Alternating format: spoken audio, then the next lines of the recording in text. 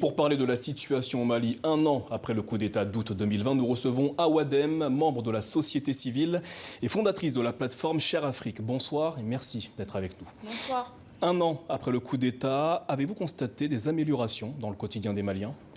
Je pense qu'un an après le coup d'État, les mêmes questions que les Maliens se posaient et qui ont conduit, on va dire, à la fin du régime Ibeka, ces mêmes questions demeurent.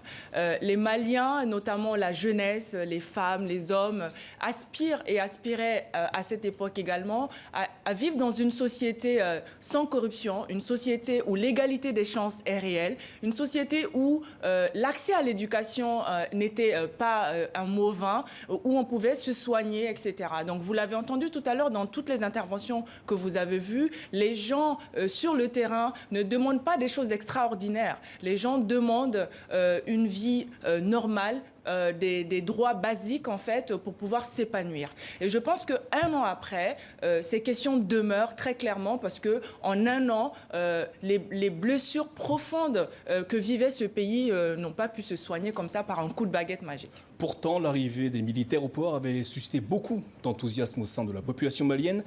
Qu'est-ce qui n'a pas fonctionné et qu'est-ce qui continue de ne pas fonctionner au Mali ? L'arrivée au pouvoir des militaires a suscité beaucoup d'espoir. Tout comme l'arrivée de Ibrahim Boubacar Keïta à l'époque, je vous le rappelle, avait suscité beaucoup d'espoir. C'est un président qui avait été élu à près de 80% des voix sur certaines urnes.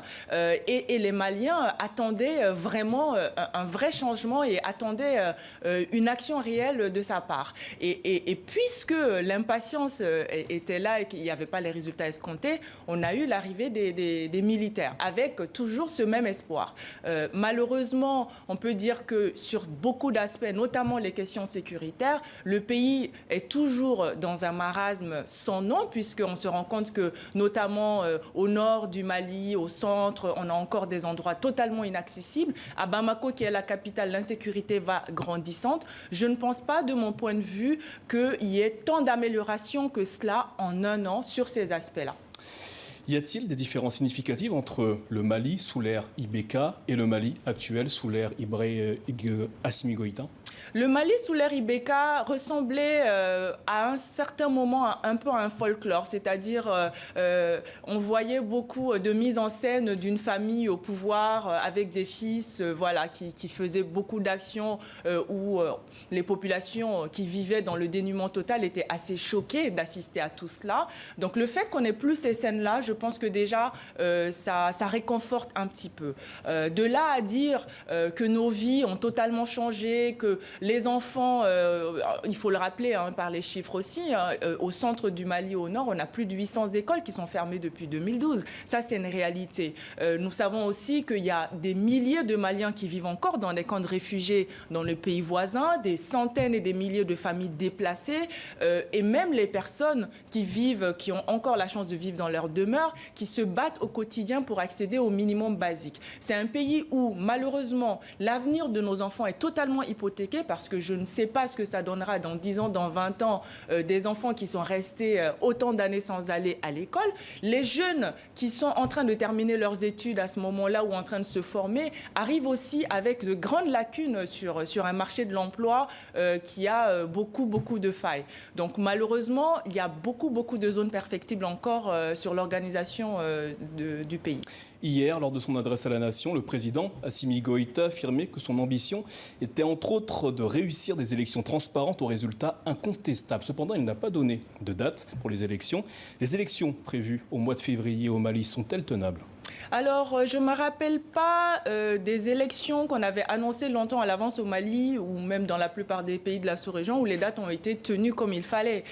Organiser des élections, il ne suffit pas de faire des grandes annonces. Il y a la question du fichier électoral, il y a la question des cartes NINA qui, depuis très longtemps, reste toujours posée. Il y a encore des personnes jusqu'à présent qui ne savent pas où sont leurs bureaux de vote. Beaucoup de jeunes Maliens en droit de voter n'ont pas encore les outils qu'il faut pour y aller.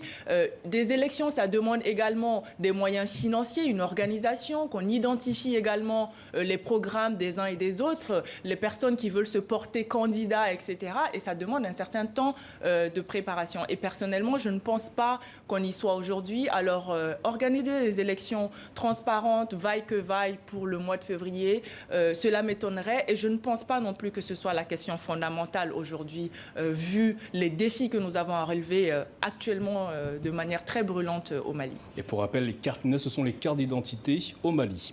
En tant que membre de la société civile et fondatrice de la plateforme Chère Afrique, qu'attendez-vous aujourd'hui des prochains mois au Mali? Les attentes sont fortes. Par où commencer? En fait, on espère, on aspire à la paix. Parce que sans la paix et sans la sécurité, toutes les discussions qu'on peut avoir sur l'éducation, la santé, le leadership, l'entrepreneuriat, etc., ne peut pas avoir lieu. Sans la paix, on aura malheureusement toujours des jeunes vivant dans le désespoir qui auront toujours envie de fuir et d'aller perdre la vie dans la mer Méditerranée et autres. Et donc la question sécuritaire est fondamentale. Alors quand j'entends que la France va quitter le Mali en 2022 ou plus tard en partant avec une partie de l'armée et tous les moyens, on va dire, qui ont pu être mis en place, je me dis d'un côté, oui, ça peut être une victoire et une façon pour les Maliens de se prendre en main en disant cette liberté tant espérée et tant revendiquée, nous l'avons. Mais ça pose aussi des questions fondamentales de savoir pourquoi la France, à un moment donné, était très présente et pourquoi la France décide de s'en aller aujourd'hui. Est-ce que cela veut dire qu'il n'y a plus d'intérêt, on va dire, économique, parce que, disons-le, ce sont des zones qui sont très, très riches d'un point de vue minéral, présence du pétrole, du gaz, de l'or. Le Mali, aujourd'hui, a toujours été parmi les 3 plus grands producteurs d'or en Afrique. Donc, on se pose aussi ces questions-là de savoir est-ce que, en fait, l'exploitation de ces régions-là, quelque part, est hypothéquée. Donc, on se retrouve, en fait, dans une situation où beaucoup de points d'interrogation, beaucoup d'espoir pour la suite, mais l'espoir beaucoup plus sur la question sécuritaire, en fait. Aouadem, merci d'avoir répondu à nos questions ce soir au sujet des 1 an du coup d'État au Mali.